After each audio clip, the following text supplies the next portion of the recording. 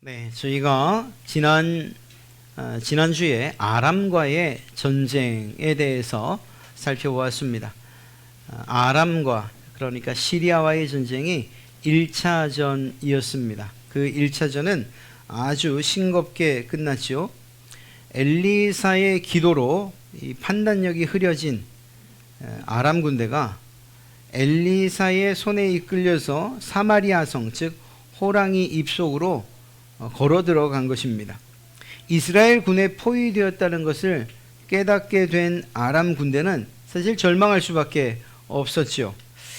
그런데 이젠 죽었다 싶은 그런 절망 가운데에서 전혀 뜻밖의 선물을 받게 됩니다.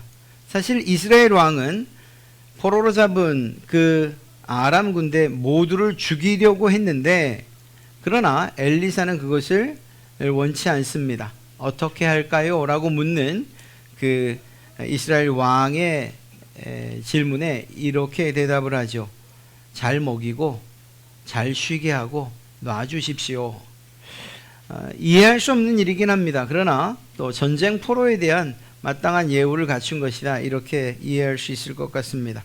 도단성을 공격하여 엘리사를 죽이려고 왔던 아람 군대를 엘리사가 그냥 놔준 것이죠. 엘리사가 행한 이 일을 통해서 아람 군대는 물론 이스라엘 사람들까지도 하나님의 능력이 얼마나 강력한지 확실하게 경험할 수 있었습니다. 또한 하나님을 경외하게 되었을 것이라고 저는 확신합니다. 그렇게 아람과 이스라엘의 1차전은 끝났어요. 그런데 이렇게 전쟁이 끝난 것으로 더 이상 싸움이 없었던 것은 아닙니다. 오늘 읽었던 말씀 말고 이미 6장 중반부터 시작되는 24절부터 시작되는 또 다른 전쟁이 기다리고 있는데, 6장 24절의 말씀은 이렇습니다. 이후에 아람 왕 벤하닷이 그의 온 군대를 모아 올라와서 사마리아를 애워싸니. 그렇습니다. 아람과 이스라엘의 사이에 평화가 그렇게 오래 가지 못한 것입니다. 얼마 후에 아람의 벤하닷 왕이 아람의 온 군대를 모아서 사마리아 성을 애워싼 것입니다. 사마리아의 이번 공격은 지난번과는 전혀 다른 그런 형식의 전쟁 그리고 성향을 보입니다. 예전 같은 경우에 아람 군대가 어떤 한 곳 그리고 여러 지정을 해서 그곳들을 공격하는 이러한 방식을 삼았는데, 이번에는 그냥 다른 곳 없습니다. 한 곳만 치는 겁니다. 바로 사마리아 성인데, 그곳에는 이 왕이 있었고 엘리사가 있었고 그리고 수도처럼 사용되던 곳이었습니다. 그러다 보니까 다른 곳 전혀 건드리지 아니하고 사마리아 성만 치기로 한 것입니다. 이 전략은 매우 주요했고 그리고 효율적이었습니다. 이스라엘은 그 왕 여호람, 이 여호람은 전혀 대항하지도 못한 채 그대로 마치 새장에 갇힌 새처럼 옴짝달싹할 수 없는 그런 상황에 놓이게 된 거죠. 성 안에 있는 사람들의 고통 얼마 지나지 않아서 극에 달합니다. 다른 이유가 아니라 먹을 것이 떨어지는 것입니다. 성으로 계속 물자들이 공급이 되어야 되는데 사마리아 성을 아람 군대가 둘러싸고 있으니까 이 음식이 조달이 되지 않는 거죠. 이게 아주 심각한 문제로 나타납니다. 얼마나 이 굶주림과 기근이 심했는지 사람들이 평소에는 거들떠보지도 않던 것을 먹기 시작합니다. 그리고 그것을 팔고 사기 시작합니다. 이게 무엇이었는가? 나귀의 머리입니다. 여러분, 어떤 짐승이든 간에 머리를 먹고 배부를 리는 없습니다. 머리에 무슨 살이 있겠습니까? 더군다나 이스라엘 백성들에게 있어서 이 나귀는 부정한 짐승입니다. 먹지 않아야 되는 짐승이에요. 그런데도 불구하고 굶어 죽을 수는 없으니까 이 부정한 짐승을 먹는데, 그것도 나귀 머리, 이 머리가 얼마나 비싼 값에 팔렸냐? 은 900g, 그러니까 거반 1kg 가까운 은에 이 값을 줘야만 그것을 살 수 있었습니다. 먹을 것이 뭐가 있겠습니까? 또 오늘 성경을 보면 비둘기똥이라고 되어 있는데요. 그것 한 300g 정도를 은 60g이나 줘야지 살 수 있는 지경에 이르게 됩니다. 물론 여기서 비둘기똥, 하푼테라고 하는 것이 정말 비둘기똥을 의미하는 것이냐 아니냐 뭐 말들이 많습니다만, 한편으로 생각하면 비둘기똥이라도 먹고 살아야 되지 않겠냐 이야기하기도 하고, 또 대부분의 성경학자들은 아마도 그 비둘기똥을 닮은 콩을 이야기할 것이다 이렇게 이야기합니다. 그러니까 정말 평상시에는 먹지도 않는 것, 거들떠보지도 않는 것들이 아주 비싼 값에 거래되고 있었다라는 사실을 이야기하고 있는 겁니다. 이것을 통해서 사마리아 성 안의 기근이 얼마나 심각했는가 하는 것을 보여주고 있는 것이죠. 왕이 여호람이 그 당시에 이스라엘의 왕이었는데, 이 여호람 왕이 성벽을 거닙니다. 대체 지금 무슨 일이 어떻게 벌어지고 있는가 아마 둘러보려 한 것 같습니다. 그런데 이 성벽 위를 걷던 여호람에게 한 여인이 하소연을 합니다. 도와달라고 하는 거죠. 그런데 참 이 왕이 이래도 되는가 싶을 정도예요. 이 왕은 처음 한 이야기가 내가 널 도울 힘이 없다. 그래도 이야기는 들어주마. 이렇게 시작을 합니다. 자기가 아무것도 할 수 없고 아무 도움도 줄 수 없다는 사실을 먼저 말하고, 그러니 이야기해봐라. 얘기해도 내가 너의 사정을 들어줄 수도 또 이루어줄 수도 없다. 이런 이야기겠죠. 얼마나 이 자조 섞인 그러한 대답인지 알 수가 없습니다. 그 이야기는 왕이 생각했던 것보다 훨씬 처참한 이야기였습니다. 나귀머리라도 먹고 살면 다행이었고, 비둘기 똥이라도 먹고 살면 그나마 다행인 그런 상황이었던 거죠. 왜냐하면 이 하소연하는 여인이 다른 여인과의 있었던 일을 호소하는데, 그것이 무엇입니까? 여인이 말합니다. 내가 어떤 여인과 함께 정말 그래서는 안 되지만 우리 아이들을 잡아먹기로 했습니다. 그래서 약속대로 내 아이를 먼저 먹었어요. 그런데 다음에 그 여인의 아이를 먹어야 하는데 이 여인이 자기 아이를 내놓지 않는 겁니다. 어떻게 하면 좋습니까? 여러분, 제가 이게 성경에 있는 이야기를 여러분들에게 풀어서 말씀드리는데도 이 전율이 자꾸 생겨요. 아니, 어떻게 그럴 수가 있을까? 한편으로 생각하면 얼마나 그 기근이 심각했으면 이렇게라도 살아야 했을까 하는, 한편으로 생각하면 하나님의 백성인데 어찌됐거나 하나님께서 엘리사를 통해서 지켜주시기도 했고 보호해 주셨던 그 이스라엘 백성들인데, 그들에게 어떻게 이런 끔찍스러운 일이 일어날 수 있는 것일까? 이스라엘 백성들 입장에서는 하나님은 과연 계십니까? 하는 이러한 원망 어린 그러한 기도를, 부르짖음을 외칠 수밖에 없는 그런 상황이었죠. 이 사건으로 인해서 왕은 큰 충격을 받습니다. 충격받지 않으면 왕이 아니죠. 그는 자기 옷을 찢었어요. 그리고 자신의 속살에 굵은 배를 입습니다. 이것은 일반적으로 배옷을 입는다라고 하는 것은 회개를 의미하기도 하고 큰 슬픔을 나타내기도 하는 그러한 표현입니다. 아마도 이 여호람 역시 회개와 동시에 자신의 슬픔을 표현한 것이라 할 수 있을 것입니다. 그런데 이때에 이 여호람이 했던 회개가 정말 회개한 것일까라는 그런 의심이 들기는 해요. 여러분들도 성경을 읽어보셨다면 충분히 저와 같이 생각을 했을 것입니다. 왜냐하면 이스라엘 왕이 이 끔찍한 일에 대한 모든 책임을 누구에게 돌리고 있습니까? 엘리사에게 돌리고 있어요.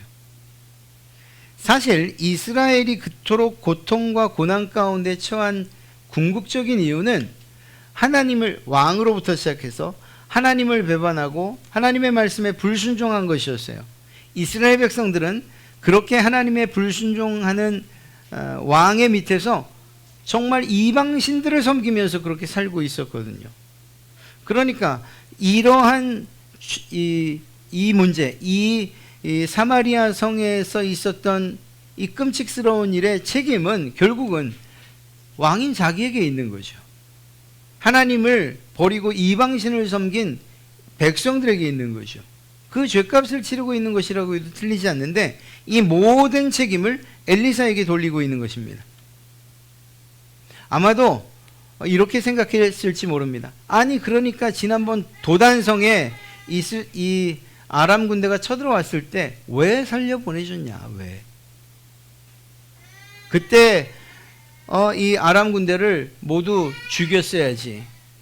또 이런 생각도 했을 것입니다. 그러다 보니 이번에 아람 군대가 쳐들어온 것은 아마도 엘리사를 체포하려고 잡으려고 온 것이었는데 거 봐라. 이 엘리사 때문에 우리가 이런 고난을 당하고 있는 것 아닌가. 아니면 이렇게도 생각했을지 모릅니다. 엘리사가 사마리아의 운명을, 그러니까 하나님께서 주신 능력을 가지고서 사마리아를 능히 이길 수 있는 그 힘을 가지고 있었음에도 불구하고 엘리사가 지금 아무것도 하고 있지 않다, 이렇게 생각했을지도 모릅니다. 아니면 그것도 저것도 아니고 자기의 아버지 아합이 엘리야를 죽이려고, 즉 엘리야를 제거하기만 하면 모든 문제가 해결될 것이라고 생각했던 것처럼 자기도 엘리사만 죽이면 모든 문제가 해결될 것이라고 생각했던 것은 아닐까. 여러 가지 이유를 가지고서 자기 자신에게는 아무런 문제가 없고 엘리사에게 문제가 있다, 이렇게 생각했던 것이죠. 그래서 실제로 이 엘리사를 죽이려고 사람을 보냅니다. 엘리사를 죽이기만 하면 이 아람의 공격, 그리고 지금 당하고 있는 모든 어려움들이 해결될 것이라고 그렇게 생각했던 것 같습니다. 이스라엘의 왕 여호람은 여기에서 멈추지 않고 본심을 드러내는데 그것이 33절의 말씀입니다. 6장 33절인데요. 이 재앙이 여호와께로부터 나왔으니 어찌 더 여호와를 기다리리요. 이게 왕의 말이에요. 지금까지 엘리사를 죽여라, 엘리사에게 사람을 보내 그를 죽여라 라고 했던 그 내용을 본다면 모든 책임을 엘리사에게만 돌리는 것 같은데 궁극적으로 이 왕은 하나님에게 책임을 묻고 있는 거예요. 모든 재앙이 하나님께로부터 왔다고 그렇게 확신하고 있는 거예요. 그동안 여호와의 도움을 기다리면서 자기가 배옷도 입고 근신도 하고 애통의 눈물도 흘렸는데 하나님께서 아무런 응답을 하지 않으시니까 이젠 이거 다 필요 없다는 거죠. 아무리 기다려도 하나님은 자기에게 아무런 도움도 주지 않을 것이라고 그렇게 여겼던 것입니다. 요람은 하나님께서 자기를 죽이려고 이 재앙을 내리신 것이다, 이렇게 확신하고 있었던 것입니다. 그러다 이런 생각을 하다 보니까 더 이상 하나님에게 도움을 구하지 않겠다, 여호와의 선지자들을 모두 처형하겠다, 이런 지경에 이르게 된 것이죠. 아니 요람이 어떻게 그렇게 생각할 수 있었을까? 너무 과한 해석 아닙니까? 아니에요. 가데스 바네아에서의 사건을 생각해 보면 우리는 충분히 알 수 있어요. 정탐을 다녀온 일은 사실 하나님의 명령이 아니었고 이스라엘 백성들의 생각이었고 그것을 모세가 수용한 것입니다. 정탐을 다녀온 후에 10명은 부정적인, 우린 죽을 거야, 거긴 갈 곳이 못 돼, 싸울 전쟁이 아니야 라고 부정적으로 대답한 반면 2명, 여호수아와 갈렙만큼은 아니다, 그들은 우리의 밥이다, 하나님께서 우리에게 허락하셨으니 우린 가기만 하면 된다 이야기합니다. 그러나 이스라엘 백성들의 마음은 이미 무너졌어요. 우리가 그 거인족들을 어떻게 이길 것인가. 그러다 보니까 밤새도록 웁니다. 밤새도록 통곡을 해요. 그냥 운 것이 아니고 그 울음이 증오가 되고 원망이 되고 불평이 돼요. 그래서 결국 그 다음날 어떻게 합니까? 모세와 그리고 그 두 정탐 다녀온 2명, 여호수아 갈렙을 향해서 돌을 던지려고 하죠. 아니, 사실을 보고 했는데, 그리고 그들의 말은 오히려 그들에게 소망이었고 희망이었는데 그들에게 돌을 던지려고 합니다. 여러분, 이것이 이스라엘 백성들이 돌을 들어 던지려고 했을 때 그 대상이 모세, 갈렙, 여호수아처럼 보이지만 실제로 그들의 이 돌을 던지는 그 방향은, 그 대상은 하나님이라고 해도 틀리잖아요. 하나님에 대한 불신이었고 하나님에 대한 원망이었던 거죠. 오늘도 마찬가지입니다. 여호람 왕은 자신에게 생겨난 이 안타까운 일들과 그리고 처참한 이 일이 모두 하나님께로부터 온 것이다, 이렇게 생각을 하고 있었던 것입니다. 만일 하나님께서 이 재앙을 자신들에게 내린 것이 확실하다면 여호람은 더 하나님께 매달려야 되는 것 아니었습니까? 하나님께서 이 재앙을 주신 것이라고 하면 더 용서해달라고 회개하며 하나님께로 더 가까이 나가 정말 바짓가랑이라도 붙잡아야 되는 것 아니겠습니까? 그런데 여호람은 자기 입으로 이렇게 고백하고 있음에도 불구하고 하나님께로부터 더 멀리 떠나가고 있는 거예요. 안타까운 일이 아닐 수 없습니다. 여호람의 어리석은 말을 듣고 있던 엘리사가 왕에게 말합니다. 왕이시여, 걱정하지 마십시오. 내일 이맘때면 이 모든 식량 문제가, 이 굶주림이, 이 기근이 해결될 것입니다. 내일 이맘때 24시간 후면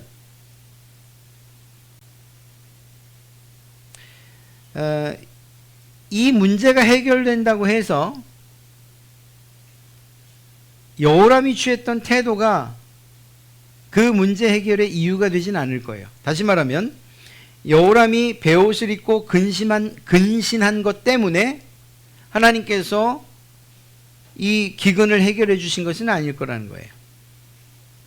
이 은혜는 여호람의 가식적인 믿음과 또한 위선적인 태도, 이것과 상관없이 일방적으로 하나님께서 베푸시는 은혜로 주어진 것이기 때문입니다. 여호람은 하나님께 원하는 것을 얻어내기 위해서 신앙생활을 하는 척했던 것이고 회개하는 척했던 것이다, 이렇게 말해도 틀리지 않습니다. 결코 하나님과의 관계에 관심이 있거나 진정성이 있거나 진정한 믿음 때문에 이런 행동을 취한 것은 아닙니다. 그리고 하나님은 결코 이런 인간의 위선과 거짓된 행동에, 거짓된 경건에 속아 넘어가실 분이 아니지요. 어찌되었거나 엘리사는 사마리아 성 사람 모두가 원하는 바를 선언합니다. 내일 이맘때 너희들의 이 기근이 해결될 것이다. 그런데 이런 엘리사의 예언에 대해서 못 믿겠다라고 하는 한 사람이 성경에 기록되어 그가 누구냐? 여호람을 따라왔던 보좌관 장관이었습니다. 아마도 그는 여호람 왕이 가장 믿고 따르는 그런 사람이었을 것입니다. 그가 이렇게 말하죠. 하나님께서 하늘의 창고를 열고 하늘의 창을 열고 곡식을 쏟아 부어주신다 하더라도 그런 일은 결코 없을 거다. 아니, 지금 엘리사가 하나님의 말씀을 받아서 대언을 하고 하나님의 말씀을 전하는데 거기다 대놓고 그런 일은 없을 것이요. 여러분, 이 당시에 이 지도자들의 영적 상태가 어떤지 여러분들 보이시죠? 엘리사에 대해서 얼마나 정말 무시했으면, 바꿔 말하면 하나님의 말씀을 전하는 선지자라고 생각하지 않았으면 그러면 이렇게까지 대할까요? 이건 역시 하나님께서 하신 말씀, 즉 하나님에 대한 불신이라고밖에 이야기할 수 없는 거거든요. 이 말에 엘리사가 대답을 하죠. 당신은, 그 보좌관을 향해 말합니다. 당신은 당신의 눈으로 그 모든 상황들, 그 문제가 해결되는 상황을 볼 수 있을 것입니다. 넘쳐나는 음식을 볼 수 있을 것입니다. 그런데 그것을 먹지는 못할 겁니다. 성경은 이쯤에서 카메라 앵글을 성문 어귀에 있는 4명의 나병 환자에게로 돌립니다. 이들이 나누는 대화는 매우 간단했어요. 야, 우리 이렇게 굶어 죽느니 아람 군대에 우리 항복하자. 만약에 아람 군대가 우리를 살려주면 그러면 살 거고, 죽이면 죽자. 여기서 죽으나 저기서 죽으나 무슨 상관이 있냐. 아람 군대에 가서 살려준다는 게 무슨 말이겠습니까?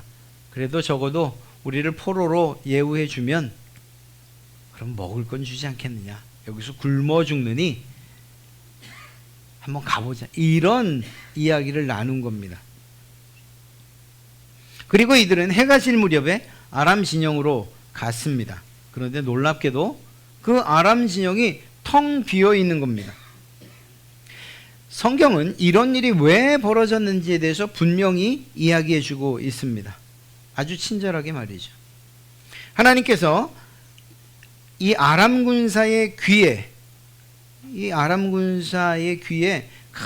큰 소리, 큰 군대가 진군하는 소리를 들리게 하신 것입니다. 물론 이스라엘 백성들, 성 안의 사람들에게는 아무런 소리도 들리지 않았죠. 실제로 그 일은 일어난 것이 아니니까 말이에요. 하나님께서 아람 군사의 귀에만 그 소리가 들리게 하신 거예요. 마치 엘리사를 통해서 도단성을 쳐들어왔던 아람 군대의 눈을 멀게 하고 그들의 판단력을 흐리고 다시 그들의 판단력을 회복시키고 하는 이런 것처럼 말입니다. 아람 군대가 들은 그 소리는 공포스러웠어요. 그리고 그들이 생각하길 무엇이라고 생각하는가? 야, 이스라엘 주변의 민족들, 그리고 또 이집트에게 이들이 지원 요청을 했구나. 그리고 그들이 지금 이스라엘을 도우려고 오고 있구나. 얼마나 많은 군대가 오면 이렇게 천지가 진동하고 우리의 귀를 울리냐. 이런 생각을 하게 한 것입니다. 여러분, 아무 일도 일어나지 않고 있어요. 다만 그들의 귀에 그렇게 들렸을 뿐입니다.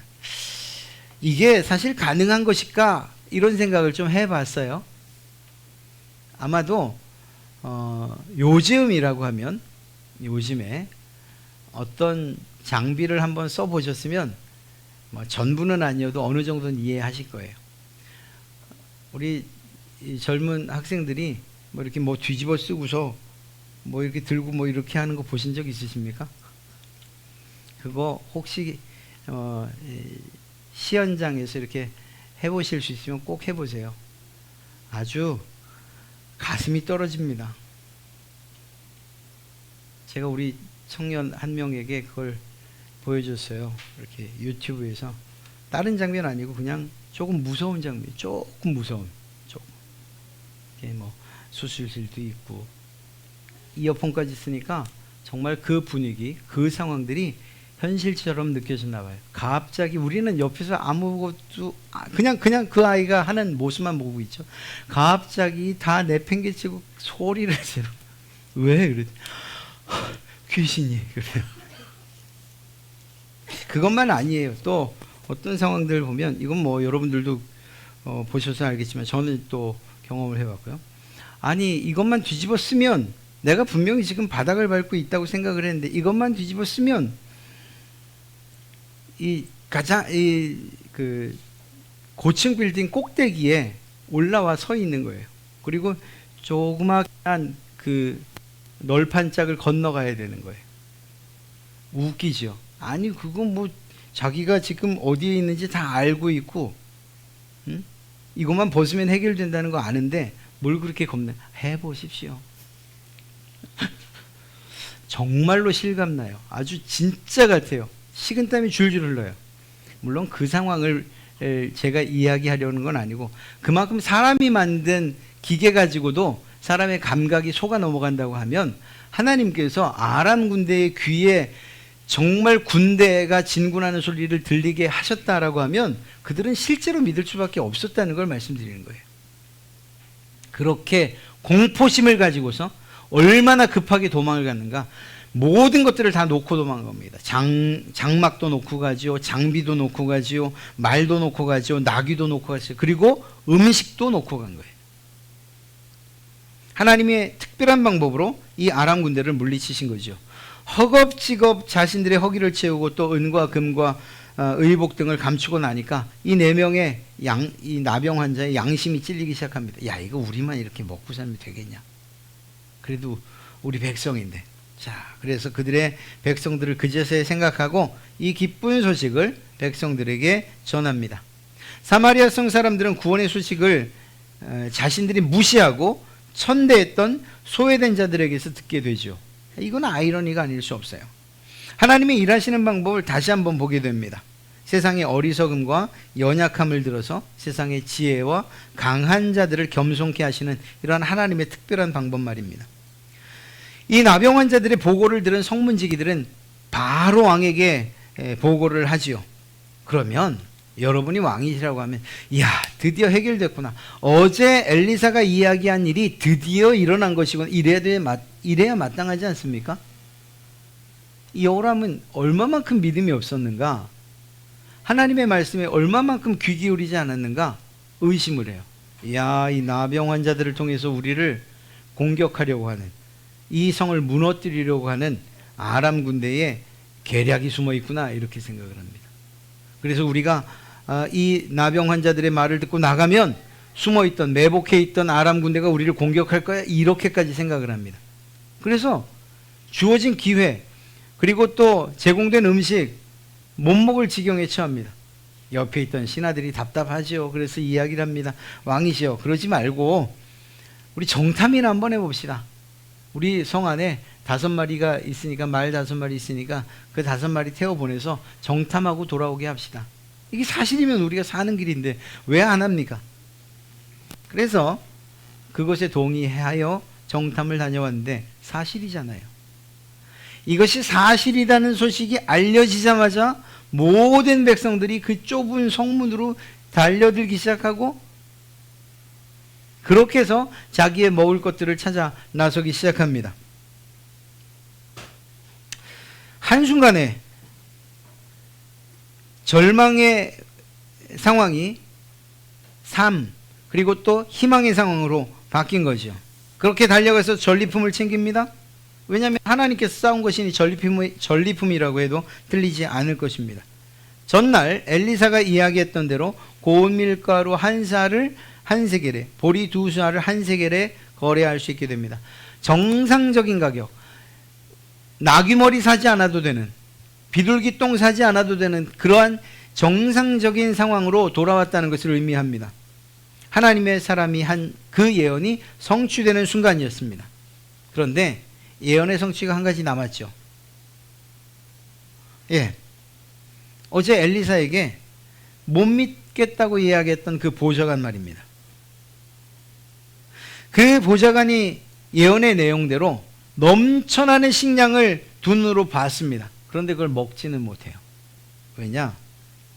공교롭게도 왕이 그 보좌관에게 시킨 일이 무엇이었는가? 사람들이 엄청 몰려가니까, 야, 너 거기 가서 그 성문 가서 그 사람들 정리 좀 해라, 이렇게 시킨 겁니다. 그런데 사람이 얼마나 밀려나갔는지 백성들의 발에 밟혀 죽고 말아요. 그냥 사고라고 이야기할 수 있겠습니까? 아니죠. 하나님께서 엘리사를 통해서 이미 이야기하신 거잖아요. 보기는 했는데 먹지 못하는, 결국 죽게 되고 만 것입니다. 하나님을 믿지 않는 자의 그러한 최후라고 이야기해도 결코 틀리지 않을 것입니다. 사랑하는 성도 여러분, 하나님의 말씀은 능력입니다. 믿으시길 주님의 이름으로 축복합니다. 아람 군대가 모든 것을 버리고 도망간 사건을 한번 보세요. 사마리아 성을 둘러쌌던 그 많은 아람 군대가 대체 얼마나 큰 두려움을 느꼈기에 혼비백산 도망간 것이겠습니까? 아니, 사람이 이런 일을 할 수 있겠습니까? 지금 현대 이 문물, 큰 스피커를 가지고서 그렇게 하면, 그러면 그들이 믿겠습니까? 아니에요. 이건 사람이 할 수 있는 일이 아니에요. 마치 누군가가 그들의 귀에 대고 속삭이듯이 큰 진군하는 군대의 소리를 들려주셨기 때문에 가능한 것이었어요. 사람의 말로 된 것이 아니고 사람의 능력으로 된 것이 아니라니까요. 하나님께서 하신 것입니다. 겁에 질려 있고 죽기를 기다리는 이스라엘의 왕과 백성들에게 무슨 능력이 있겠습니까? 하나님의 능력이 아니면 이런 일은 결코 일어날 수 없었던 것입니다. 여러분, 하나님의 능력이 아니면 이들처럼 우리 역시 구원받을 수 없는 존재라는 사실을 우리는 알아야 해요. 아니, 이미 알고 계신 줄로 믿습니다. 그래요. 하나님을 믿어야 합니다. 왜냐하면 우리를 구원할 능력이나 그 힘이 우리 자신에겐 없기 때문이에요. 아무리 노력을 한다고 해도, 아무리 선행과 공로를 쌓는다고 해도, 여호람처럼 베옷을 입고 통곡을 하며 회개를 한다고 해도, 그렇다 하더라도 하나님께서 우리에게 은혜를 베풀지 아니하시면 우리는 그분의 힘과 능력을 힘입을 수 없는 그런 존재들이라는 것이에요. 그분의 능력이 아니고서는 우리가 구원받을 수 있는 다른 길이 없다는 것이죠. 오직 구원의 은혜는 하늘로부터만 오는 것이기 때문입니다. 또한 하나님의 말씀은 생명입니다. 하나님은 단지 능력을 베푸시는 분, 그렇게 위대하심을 드러내시는 분으로 끝나지 않습니다. 오히려 오늘 말씀을 보면 이스라엘 백성들에게 생명을 선포하는 말씀이 기록되어 있고, 하나님의 능력에 대한 이야기는 그저 흘러가는 이야기 가운데에 나옵니다.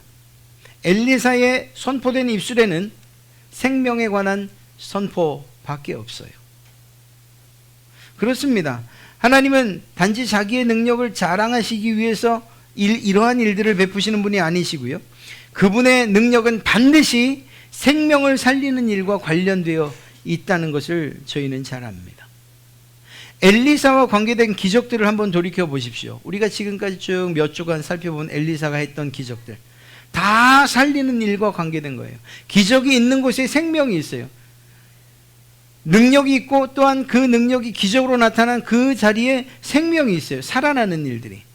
오늘도 이 놀라운 능력, 하나님께서 베푸신 이 놀라운 승리의 현장, 그곳에 무엇이 있습니까? 죽어가던 사람들이 살아나는 놀라운 역사가 일어나지 않았습니까? 생명이 있어요. 오늘 엘리사를 통해서 선포된 말씀 역시 하나님의 능력과 함께 살리시는 그러한 하나님의 은혜를 우리에게 여실히 보여주고 있습니다. 원수의 공격 때문에, 굶주림 때문에, 두려움 때문에, 죽음의 공포 아래서 그렇게 떨어야만 했던 그 백성들, 그들이 하나님의 은혜로, 그분의 능력으로 살아난 것이죠. 살아난 거예요. 그렇습니다. 하나님의 말씀, 그 능력과 생명의 주인공이 되길 원하신다면 그 말씀을 믿어야 하는 거예요. 이것이 가장 중요합니다. 요한복음 1장 1절의 말씀을 보면 태초에 말씀이 계시니라, 이 말씀이 하나님과 함께 계셨으니 이 말씀은 곧 하나님이시니라. 이 말씀은 곧 예수 그리스도를 의미하고 있습니다. 예수 그리스도는 말씀이십니다. 바꿔 말하면 예수 그리스도는 구속의 능력을 통해서 여러분과 저에게 생명을 선물해 주시는 분이십니다. 이 사실은 우리가 믿든지 안 믿든지 상관없습니다. 이건 그저 진리일 뿐입니다. 우리가 태양이 있다 없다 이걸 말할 만한 그러한 상황이 안 됩니다. 설령 우리가 태양은 없어라고 말하더라도 그것은 있습니다. 그것이 진리입니다. 예수 그리스도가 우리를 구원합니다. 예수 그리스도께서 우리에게 생명을 주십니다라고 하는 이 사실, 그분을 믿는 자에게 능력과 생명이 되십니다라고 하는 이것은 그냥 진리고 사실이에요.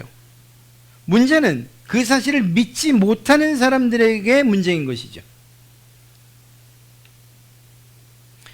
우리에게 하나님의 말씀, 예수 그리스도에 대한 믿음이 없다면 여호람 왕과 그의 보좌관의 최후가 사실은 남의 일이 아닐 것입니다. 의인은 믿음으로 말미암아 사는 것입니다. 하나님의 말씀이 성취되는 그 중심에 있기를 원하십니까?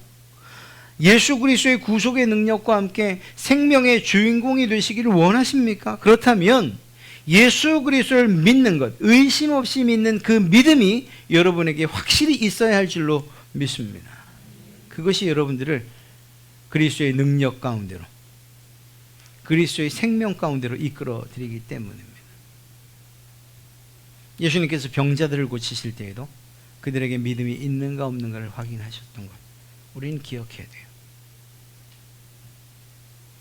여러분들에게 있는 그 믿음이 예수 그리스도의 그 능력을 여러분들의 삶 가운데서 나타나게 하는 가장 중요한 요소가 되고, 더 나아가 지금 이 땅에서뿐만 아니라 영원한 새하늘과 새 땅, 생명의 그곳으로 인도하게 되는 가장 중요한 요소가 바로 믿음이기 때문입니다.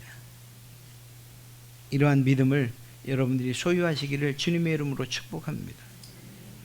이 믿음을 통해서 생명의 길로, 그리고 여러분의 삶에 하나님의 능력이 기적으로 나타나는 것들을 우리가 바라고 소망하면서 그렇게 신앙생활하면 그것이야말로 기쁨과 즐거움으로, 행복함으로 하는 신앙의 삶이 아니겠습니까? 예수님을 믿는데도 여전히 죽음과 또 그것에 대한 두려움과 공포 가운데 살아야 한다면, 예수님을 믿음에도 불구하고 세상의 온갖 근심과 걱정 아래서 살아야 한다면 그것이 정말 예수님을 믿는 즐거움이겠습니까? 그렇지 않아요. 만약 그런 상황이라고 한다면 우리가 가장 먼저 점검해야 할 것이 바로 믿음입니다. 내가 하나님을 믿는 믿음이 있는가? 예수 그리스도에 대한 믿음이 과연 있는가? 이 믿음으로 말미암아 의인이 산다고 말했는데, 그 살리는 믿음이, 능력이 기적이 되는 그 믿음이 내게 있는가? 한번 돌아보는 그러한 시간이 되었으면 참 좋겠습니다. 아울러 다음 한 주간도 이러한 확고한 믿음을 가지고서 살아가는 다음 한 주간이 능력이 기적이 되는, 그리고 생명의 시간들, 그리고 여러분들이 사는 그곳이, 있는 그곳이 생명의 활력소가 일어나는 그러한 것이 되기를 주님의 이름으로 축복합니다.